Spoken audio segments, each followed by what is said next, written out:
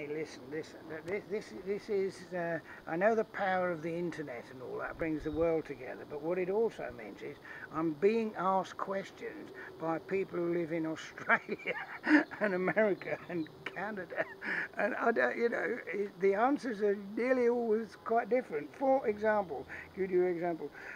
This is Mary Selk, and Mary wrote, "Bill, can you recommend the perfect nectar for hummingbirds? I live in Calgary and I'm determined to attract some to my deck this summer. They are rufous hummingbirds," right? No, I know, rufous hummingbird. Not that it makes any difference, she's quite right. Anybody who doesn't live on the other side of the Atlantic will have no idea about hummingbirds because we don't have them over here at all. They are entirely restricted to Canada, America, Middle America, South America. And I've been very fortunate and seen, hello, I've got a great tit here now. Can you come in? Is it interesting? Was it him?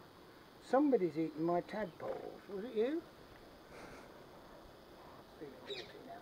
Okay, we'll see. Anyway, meanwhile, back at the hummingbird question, I've been very fortunate to see a lot of hummingbirds in the States, and particularly, I think it was done in Arizona.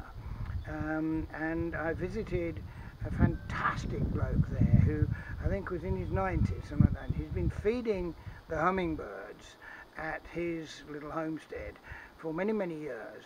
And so much have they come to depend on him putting out the drip feeders for them that many of the birds, that they've actually changed their migration route in that area. They've actually changed, they used to go down there and the word got through the hummingbirds. Whee! Yes.